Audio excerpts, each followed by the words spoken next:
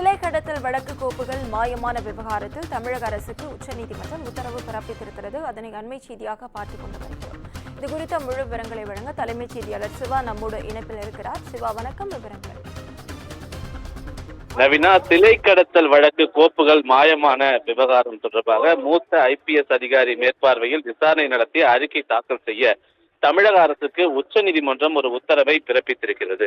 தமிழ்நாட்டில் சிலை கடத்தல் வழக்கு தொடர்பான விசாரணை கோப்புகள் மாயமான விவகாரத்தில் சிறப்பு புலனாய்வு அமைக்க கோரி வழக்கறிஞர் யானை ராஜேந்திரன் தொடர்ந்த மேல்முறையீட்டு வழக்கை முன்னதாக விசாரித்திருந்த உச்சநீதிமன்றம் இந்த விவகாரத்தில் சம்பந்தப்பட்ட துறை செயலாளர் பிரமாண பத்திரம் தாக்கல் செய்ய வேண்டும் என்று கடந்த முறை ஒரு உத்தரவை பிறப்பித்திருந்தது.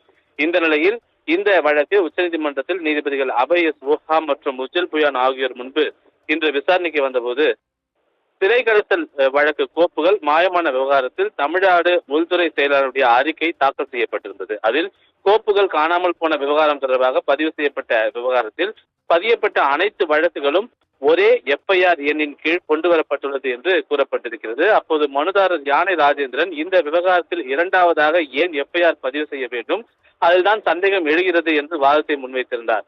அதோடு மட்டுமல்லாமல் குற்றவாளிகளை கண்டுபிடிக்க முடியவில்லை என வழக்குகள் கைவிடப்பட்டதாக கூறப்படுவது சட்டவிரோதமான நடவடிக்கையாகும் என்றும், அதே போல நீதிமன்றம் மூலம் மட்டுமே வழக்கை கைவிட்டதாக அறிவிக்க முடியும் என்றும், அதே போல சிலை கடத்தல் வழக்கு கோப்புகள் மாயமான விவகாரம் தொடர்பாக 2017 அப்போதைய விசாரணை அதிகாரி கடிதம் எழுதியிருந்தார் என்றும் தெரிவிக்கப்பட்டது. இதனை அடுத்து நீதிபதிகள் இந்த கோப்புகள் மாயமான விவகாரத்துல எவரையும் கண்டுபிடிக்க முடியவில்லை என கூறியிருப்பது, சில வழக்குகளை கைவிடப்பட்டதாக கூறியிருப்பதும், இது என்ன என்று தமிழக அரசிடம் ஒரு கேள்வியை எழுப்பியிருந்தார்கள்.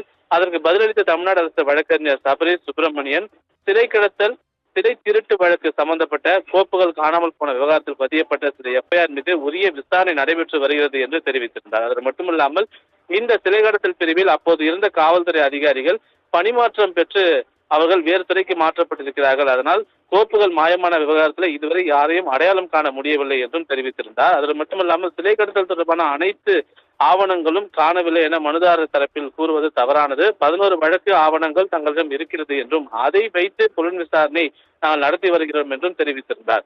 அதே போல இந்த வாதங்கள் திருப்திகரமாக இல்லை என்றும், சிலை கடத்தல் கோப்புகள் மாயமான தொடர்பான வழக்கை ஒரு மூத்த IPS அதிகாரி மேற்பார்வையில் விசாரணை நடத்த வேண்டும் என்றும், இன்றிலிருந்து ஒரு வார காலத்திற்குள் மாநில அரசு அந்த அதிகாரியை நியமிக்க வேண்டும் என்றும் உச்சநீதிமன்றம் ஒரு உத்தரவை பிறப்பித்திருக்கிறது.